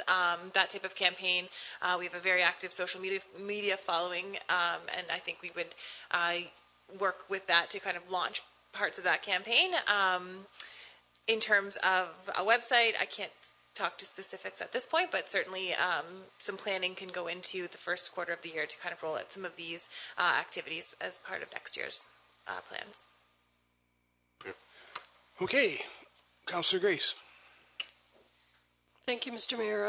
I also would like to congratulate everybody involved in this report. It's very exciting and rich, I think, and as Councillor Matheson has already indicated, I mean, there are so many levels of opportunity with this kind of initiative. I did have a question about the next steps. One of them is to immediately take steps to form the Saugeen Shores Active Transportation Committee, which we have in addition to our Recreation Committee. Is that something that would be in addition to the committee we already have? I guess I'd be asking Lisa or Jane or Justin if you think we need something extra. I guess I can answer in terms of the recommendation, which is that from our experience at Share the Road, what we've found is that trying to lump in recreation and active transportation is often too much to ask a committee. So by providing a more narrow and specific focus, especially for an active transportation committee who is tasked with running events out within the community, the most successful active transportation committees and the ones that are outlined within, the one that is outlined within this report, is not one that simply serves as an advisory committee. It's one that serves with a bit of a public face, where they get out there and run, whether it's a Tour de Saugeen Shores style event or help to organize bike rodeos within the schools. That's the kind of committee that would be envisioned within this document.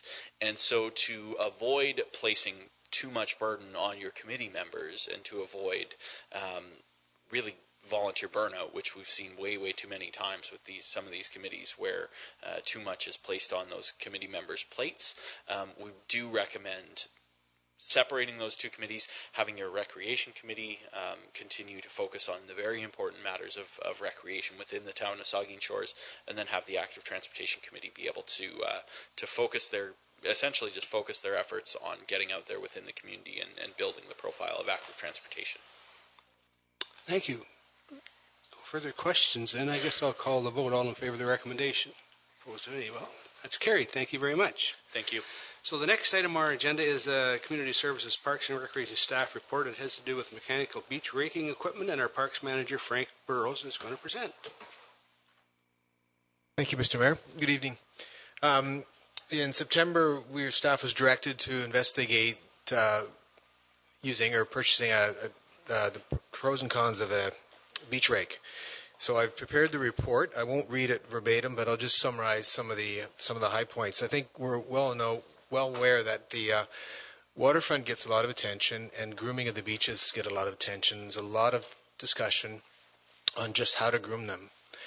This past summer, in summer of 17, we introduced a new tool, and that was the Barber Surf Rake. After experimenting with some trials in 16, we retained a local contractor to rake 4 beaches. Continue to rake Southampton as we had in the past for a number of years, but we added on Port Elgin Main Beach, Gobles Grove, and Heights. And the three southern beaches are very different than Southampton. They're what we call wet beaches, and they're much more challenging, and that's probably definitely where we get most of our complaints. So we're looking at how can we change how to manage and groom those.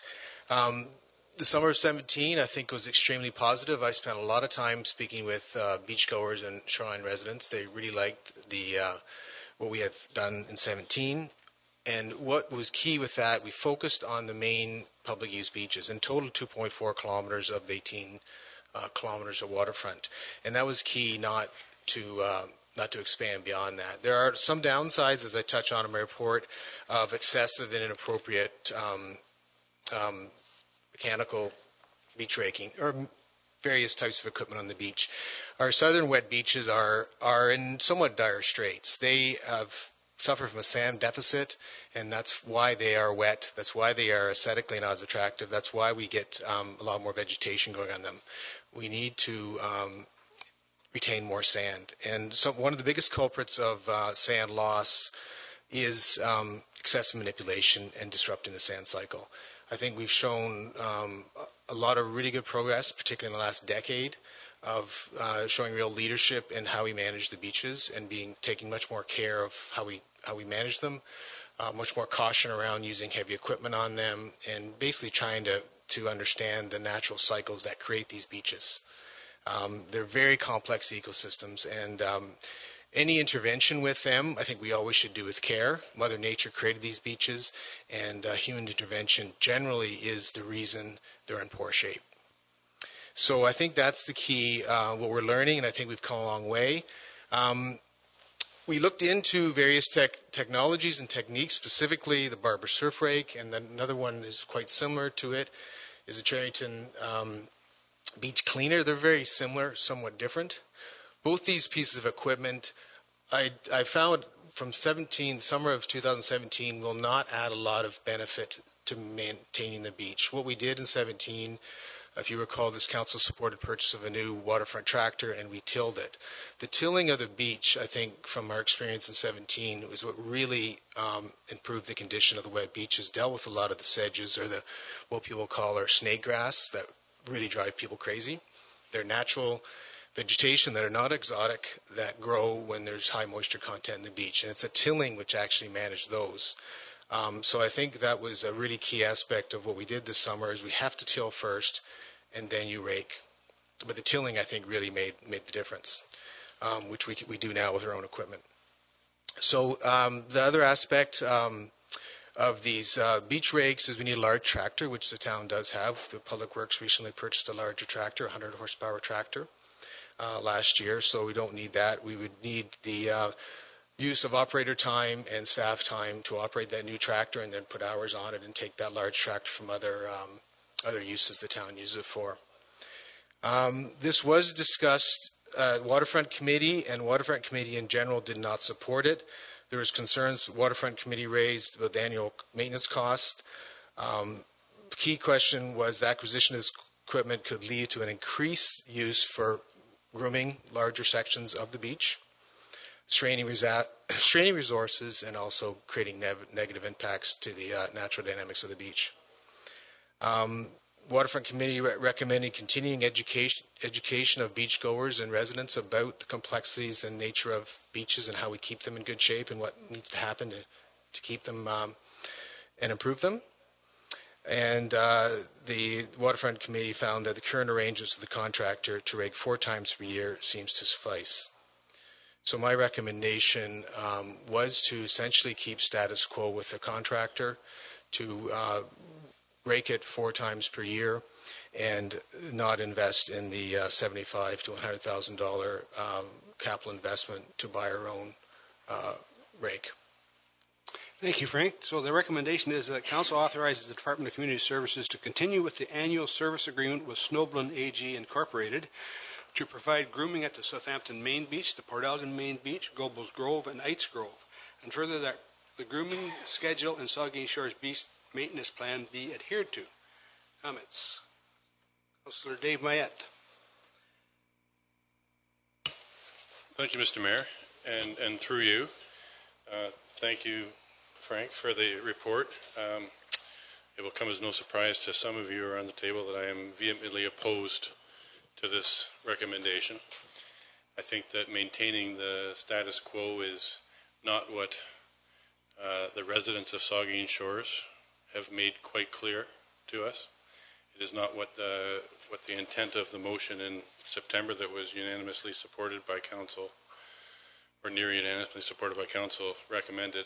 The investigation into the mechanical equipment, I suggested very shortly after this motion was passed in September to look at the Cherrington Beach Rake, and I supplied Community Services with a name and a contact for a fellow by the name of John Jamnett at Advanced Equipment Sales.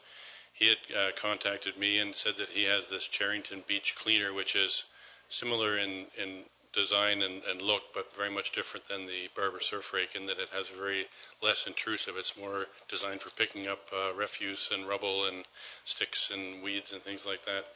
He was very eager to come and demonstrate his equipment, and he offered to come at our pleasure, and he offered a number of dates. So I passed that information on to Community Services, and in speaking with John this past week, he had but one phone call with Community Services, and he was told that they would get back to him, and that got back never happened. So he was never had a chance to demonstrate that. But although he assures us through personal experiences and testimonials from many communities around Ontario that operate the Cherrington Beach Cleaner, that this equipment works on wet beaches and weedy beaches in the water, along the water's edge, and is very successful. And he's still very anxious to demonstrate its capabilities. The status quo also included manual beach raking, which was putting a bunch of kids out there with rakes, and I think through the meetings and discussions we've had with the residents of the beach that live along the shore, and certainly with visitors, is that was very much a failure, that any raking that was done to remove the refuse on the beach and the seaweed that washed up was done by the local residents themselves, and then the promises of those refuses being removed by the town was also failed to follow through with. Going back to the Cherrington machine, it also John Jamnett from Advanced Equipment was very anxious to demonstrate to us its capabilities not only on the beach, but it's also used for grooming ball diamonds. It shows. There's a video online that he pointed out to me that shows that it can be used for rejuvenating old ball diamonds that have been overgrown. If that rings any bells to you, we had a discussion on that just a week ago or 2 weeks ago. I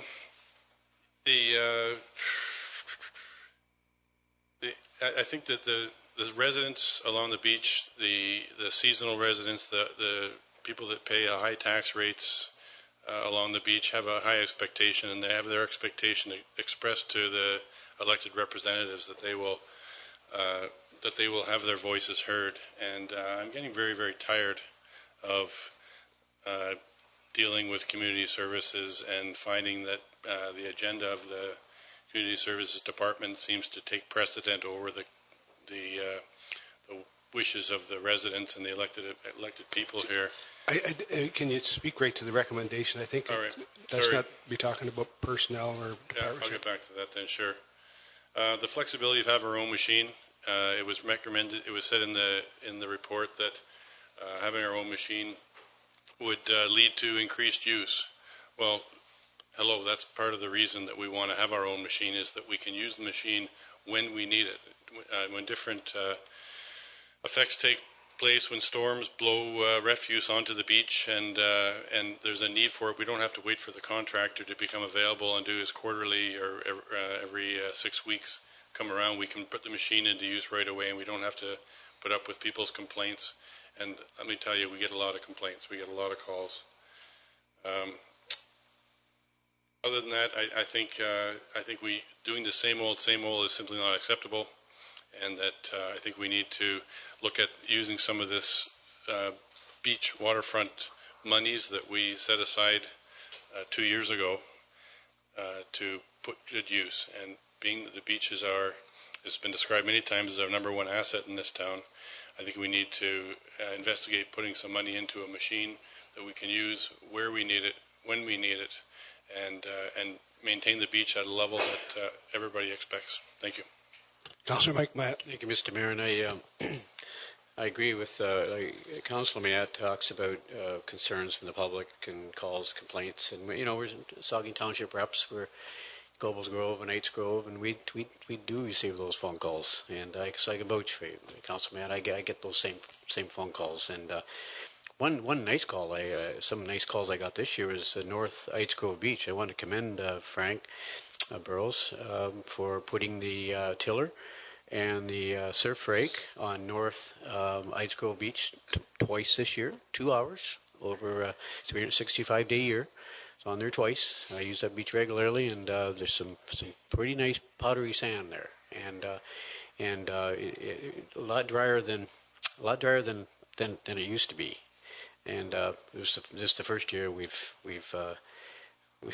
actually put a rake on it in quite some time. So I agree with removing the graders that we used to have years ago. It was the wrong thing to do, and so I support getting into the surf rake business. But I just I want to say this, Mr. Mayor, that Jeff Peach, who was I considered him a good friend. He's now deceased, and a good man. I call him the coastal preservation guru. He knew stuff about the environment and waterfront and sand migration. He knew it well, and a lot of dealings with him. And I quote what he said to me. Maybe I'm paraphrasing a little bit. Very close to what Jeff said to me.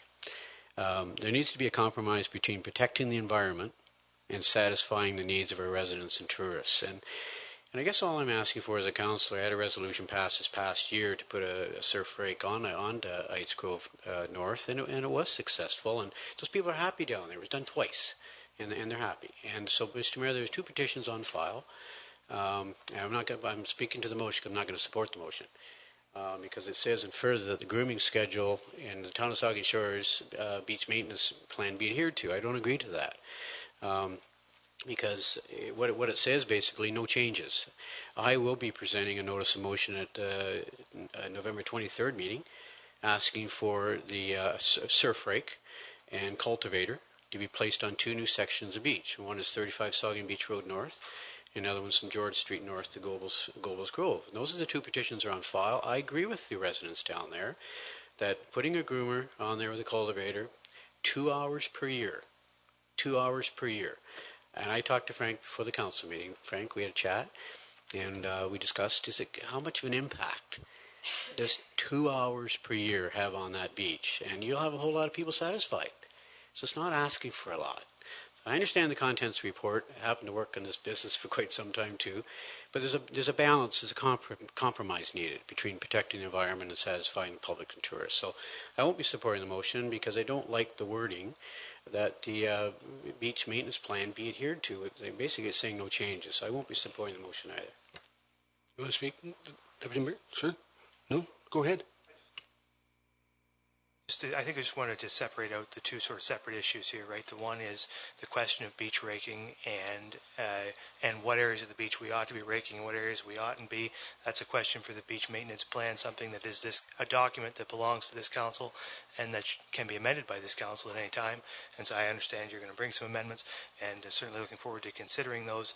And that really then educates or informs the other question, which is whether or not it's financially justifiable for us to own a surf rake, right? I mean, that's really whether do we lease one or do we own one, right? It's a financial question, and how much beach raking is going to have an impact on that, right? So the question here is, is it financially viable today based on what we're doing right now to do that? Well, there's a $100,000 cost. It's a fairly long payback. I mean, that's the question, right? Is it financially viable, right? So I think that the key thing is to figure out how much beach you want to rake, and then decide, and then based on how much you want to rake, that's how you make the calculations of whether it's justifiable to own one. So, I think we should make that determination first. If there's changes pending in this beach maintenance plan for raking more beach, then let's get that discussion. Let's have that discussion. Let's decide what we're going to rake, and then let's finalize the decision as to whether it's financially viable to own or better to continue to lease and do it that way. I'm content to wait, and we can look at the beach maintenance plan and make a decision at that point. Thank you, Mr. Mayor.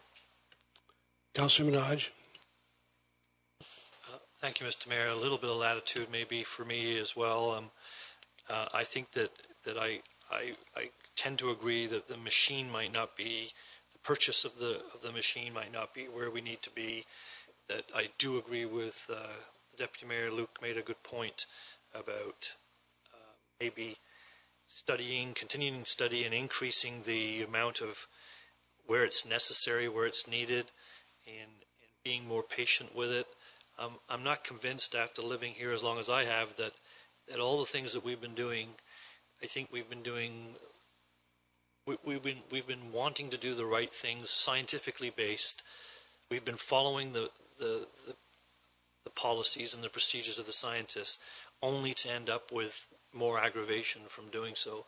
And it's a complicated issue, and it's more complicated with the number of Canada Geese that we have and what they're doing. And now the Department of Health is saying that they're not going to sample the beaches as much anymore to determine if they're swim. So this muck that's in the water, we have to deal with it, or we're putting the public at risk for being in polluted water, because it's a muck and it's got geese stuff in it as well.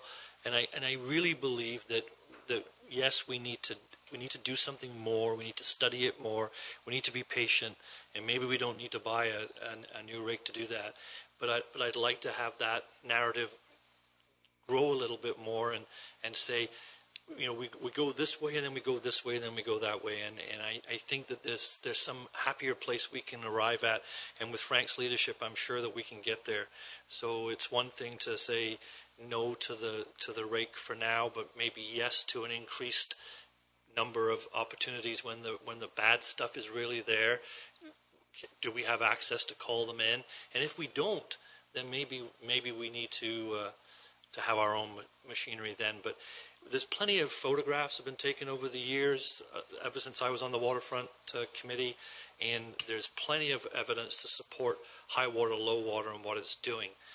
And I think that our staff can lead us more about coming to the good answers, but we need to, you know, be patient and still take some actions, though. Please, Deputy Mayor Huber, then we'll go here. Thank you, Mr. Mayor. Just for clarification, the report that Frank presented to us suggests in the second paragraph that in 2017 beach grooming was modified to include. So I'm assuming that the status quo changed from last year to this year. So we did do something different this past summer, this past season. Is that correct? Yes, that's where we added the mechanical raking on the 3 southern beaches in 17. We didn't do that in 16. Okay, so the status quo is already taking into account that we have recently made some changes. Thank you. Councillor Grace. Thank you, Mr. Mayor.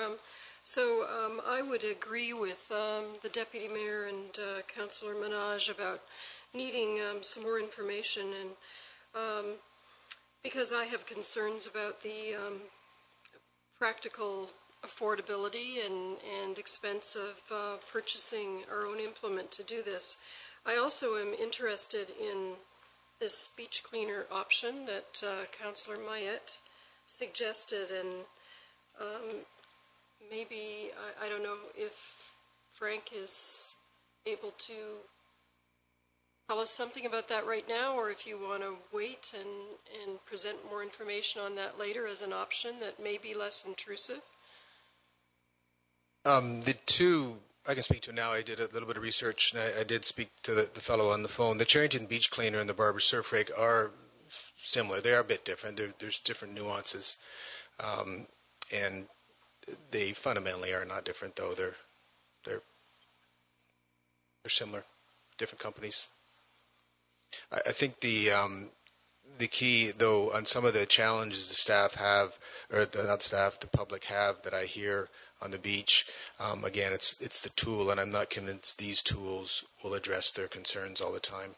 The black muck, for example, right now, the best technique is using the Public Works front-end loader to remove that, and that's, I'm convinced, is the best technique for that particular issue. And there's always different issues in different locations. Okay. One last. We've had. Sure. Just to be clear, the cost for the Charrington Beach rate, the quote that I was sent this week was $79,800, and that number stands through till spring of next year. So it's not a $100,000 machine, and the payoff period, I think, showing that we spend over $10,000 a year currently on a rental unit, not a leased unit. I think the payoff, the case can easily be made. We spend very little time debating spending $188,000 on a sidewalk plow a few weeks ago. This is less than half of that cost. Okay. So, Councillor Rich. If this does not go through, through you, Mr. Mayor, I would like to see a quote as well on the Charrington Beach cleaner. You know, just because in one cost, I mean, who knows, it might be half the cost, and if it's the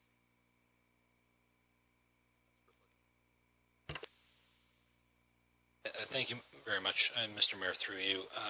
A couple of things, Councillor Rich and others. So the range, I don't want it to be left that we said it was $100,000. We did say it was $75,000 to $100,000, which is the price that the councillor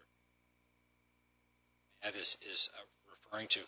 I think one of the key elements is this last line here is, in future, if service levels increase or if contractor costs increase significantly, staff will reevaluate this option. I looked at the economics of it, and as did Frank and Jane, and the economics at our current standard, it didn't make sense financially at this time to invest in the capital equipment that we're using very rarely. The contractor we bring in is just a few days a year. So from a financial perspective, it didn't make sense, in our opinion, to purchase that piece of equipment and maintain it. Economically, it's better to share it with other communities, and that's in fact what we're doing through the contractor. In terms of the other one, the beach maintenance standards, as the Vice Deputy Mayor pointed out, and it does say it in the report, is we did increase those standards, so it is not status quo. So that there's a lot of comments that may not be entirely reflective of what's in the report and what staff are doing. Council has the ability to change the beach maintenance plan at any time. You exercised that right last summer.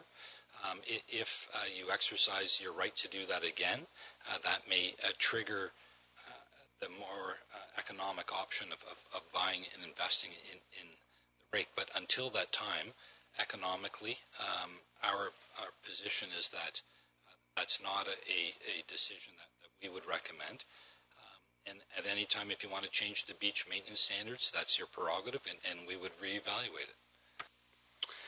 Okay, thank you for all the comments there. I think we're ready for the question then. Does everybody remember the recommendation? Do you want me to read it again?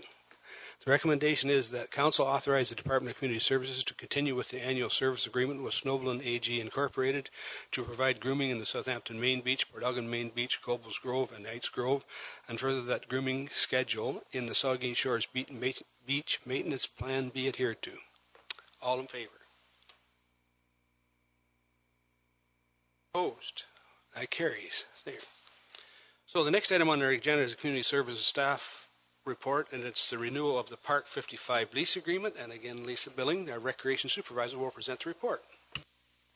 Thank you. Through you, Mr. Mayor. This agreement is to renew the previous 5-year agreement between the Port Elgin Adult Recreation Center 55 Plus that was in place with the group for use of Rotary Hall, a separated park room upstairs, as well as storage space and use of the kitchen in Rotary Hall. The Park 55 Plus group continues to provide programming opportunities for older adults within our community and support seniors' independence through the provision of activities that engage seniors physically, mentally, and socially, including line dancing, exercise classes, bridge, cribbage, book club, and ping pong. The group regularly host luncheons as well as other specialty events to support their organization as well as other community organizations. And we continue to work with them when the need exists for the space to be used for other community uses. And we also have wording in the agreement that should a future expansion take place here at the Plex, that we will be in conversation with that group as well. The recommendation is asking that Council support the continued partnership, which is also a recommendation of the Recreation Master Plan as well. Thank you. Then the recommendation is that Council pass a bylaw to authorize an agreement between the Town of Saugeen Shores and the Port Elgin Adult Recreation Centre 55 Plus for a 5-year term. Vice Deputy Mayor Huber. Thank you.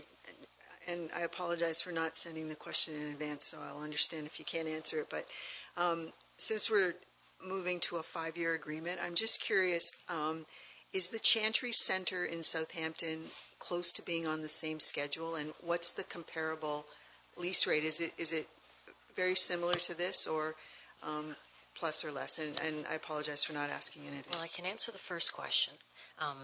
They're coming close to expiring with their agreement at the end of this year. Unfortunately, I don't have the cost in front of me to give that to you, but I can certainly get that for you. Any further questions?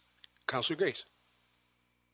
Thank you, Mr. Mayor. It's not a question. I just wanted to voice my support for this program. My mother, my aunts took part in this, and I'm sure lots of other friends of theirs, and it is a wonderful program, and thanks for maintaining it. Thank you. Any further comments? All in favor of the recommendation? Opposed, if any? That's carried. So the next item is our communications petitions for the committee of the whole. For information, there's 9 items there, mostly minutes. And we have one last item then. It's an information. Oops. Deputy Mayor Charbonneau. I just wanted to quickly comment to the Saugeen Valley Conservation Authority draft budget for 2018 and point out very briefly a couple of things about it. One, it's a 1.4% total levy increase over 2017, which is the lowest levy increase in the last 6 years. And the Saugeen Shores levy, for the first time in my time on the Conservation Authority, has gone down. The amount of money we'll be paying to the Conservation Authority will be less next year than it was this year, which is outstanding.